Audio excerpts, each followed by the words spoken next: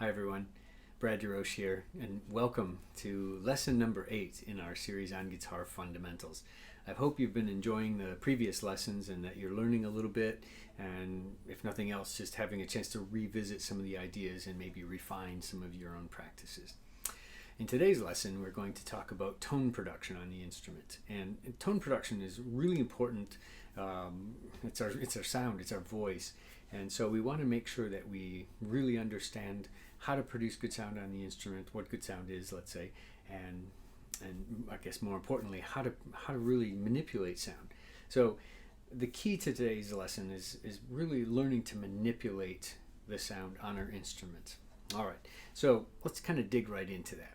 First and foremost, when we ask any player what a good sound is, you're going to get a different answer from one person to the next. And so there's no real definition of what a good sound is. No singular thing. What I can say is there's a general tendency for most people to tend to like darker, warmer, more velvety sounds. And I know this through experimentation of my own by asking over the years hundreds of students in my guitar classes what sound they like the best. And so I would do this simple experiment and I would just ask them, do you like sound number 1 or sound number 2 the best? So here's sound number 1. Or do you like sound number 2 better? 1.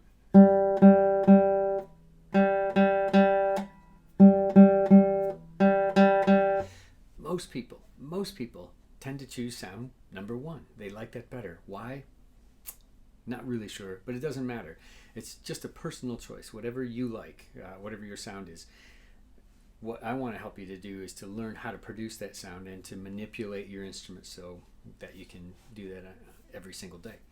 Now, the guitar sound is not static. Every day brings new challenges to the sound of the instrument. The humidity changes, the room changes that we're playing in.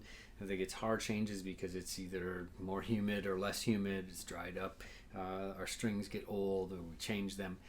Nails are good one day, not the next, etc. So there's many factors that kind of go into constantly changing our instrument and our environment so that we can't always produce the exact same sound. It just doesn't happen. So again, we're back to manipulating sound. We need to learn to manipulate sound to produce a desirable sound that day.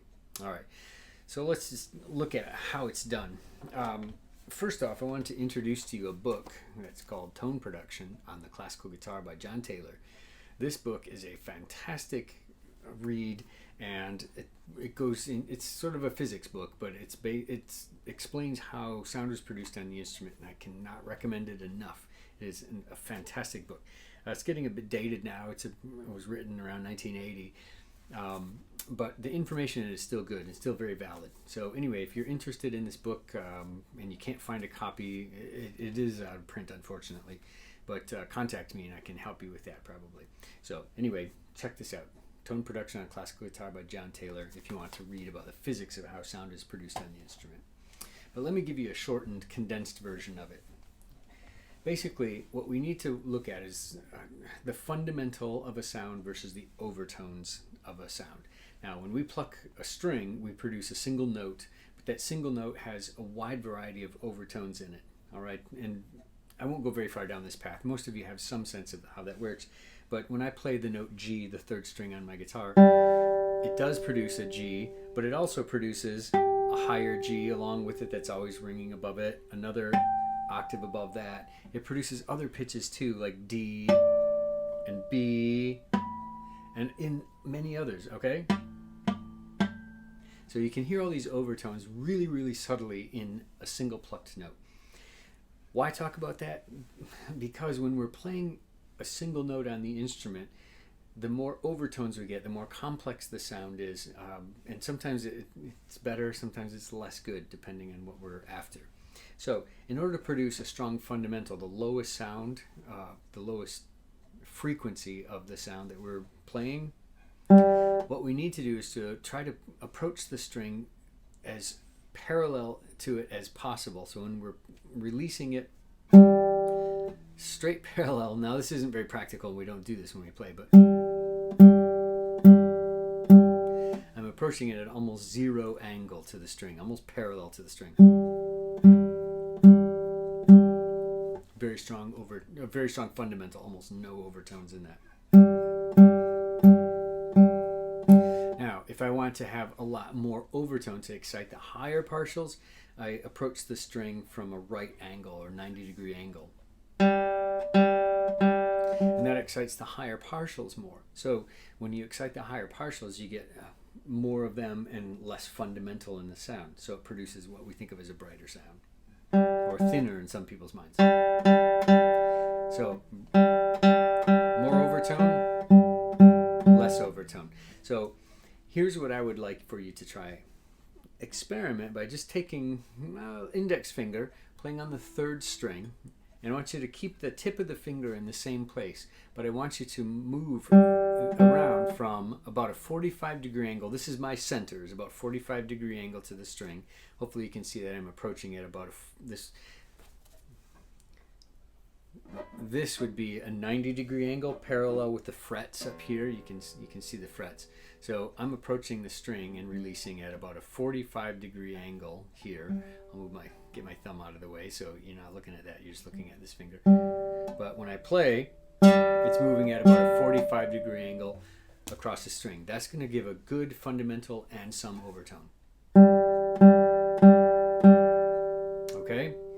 Now, if I want to produce, well, let's go back to this experiment here. So you're going to start with this, and then I want you to change the angle of your wrist slightly to hear a brighter sound, more overtone, darker sound. I'm contacting the string in the same spot each time, so I'm not moving up and down this way. I'm staying in the same place. All right?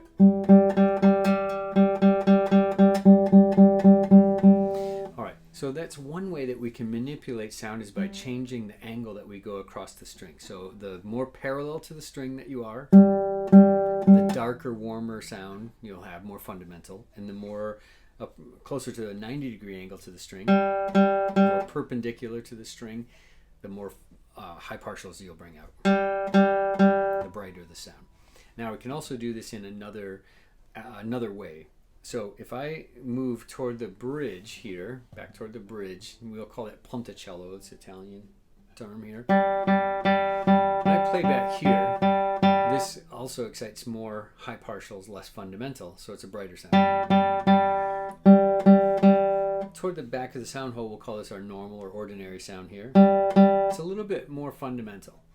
Or we could go way up over the fingerboard, produce a really strong fundamental, less overtone. So I'm sure you can hear the difference there. So what you should try to do is to experiment not only with different placement along the string. There's more than 3 spots. Any place in between gives you some subtle variation of it, but think about it as kind of 3 different main places: really bright, ordinary, and dark. And then the other way, what I talked about before, you can add that to it, so you can compound the number of colors that you can get, or manipulations of sound. So you can go like this, sort of the right angle, but up over the fingerboard.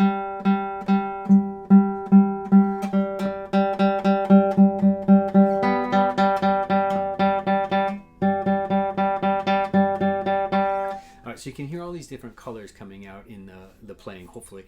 And so what we really need to do is to experiment by just doing about a minute on each finger, finding the spot that is the center. Where is the sound that I like the best? Well, let's say it's here. I found it. And for me, it's about a 45-degree angle approach to the string. Knuckles right over top of it, like we talked about in the other lesson. That's my center. All right, so from there, that's the sound I'm going to produce most of the time, but then I'm going to have variants of brighter and darker depending on what the music calls for. So, quick example, take the opening motif in the piece Lagrima by Francisco Targa. I could start out with a kind of normal sound, let's say.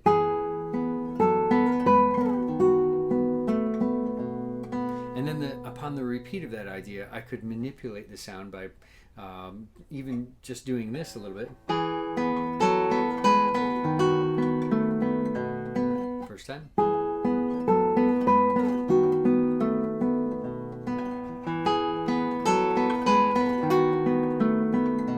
Or I could also use these other colors by moving around this way. So I could start out with a dark sound. And normal. Or I can pile them all on top of each other and start up here with a really dark sound.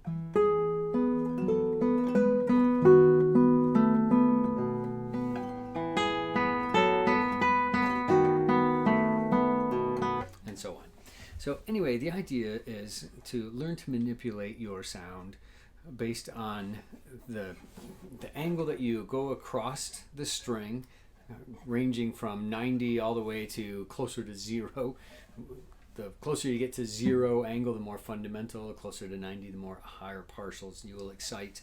And likewise, manipulating the length of the string. So closer to the bridge is going to give you a brighter sound, and as you get further away, more fundamental. So the tone production concept is really about finding ways to manipulate the sound so that you can produce a sound that you really like. And that sound is going to change from one phrase to the next in a piece of music, or sometimes from one note to the next. And so you really have to learn how to master the approach to the right hand so that you can produce the sound that you want. So we can be painterly guitarists and very orchestral in our approach to the instrument, which is, I think, one of the great things about a guitar. It makes it very different than, say, a piano, for instance, because they can't manipulate timbre the way we can on our instrument. So the main takeaways, again, are manipulating sound in this plane and in this plane. All right, so experiment with those, and you could do that by just spending, say, a minute a day with each finger until you kind of get used to finding your center, your primary sound with free stroke, and then learning to manipulate that sound. So spending a minute a day on each finger, good way to warm up the hand too. Just a few strokes with each one, make sure you have a good center sound, and then manipulate the sound from there. All right, hopefully this was helpful for you, and I'll see you in the next lesson. Cheers.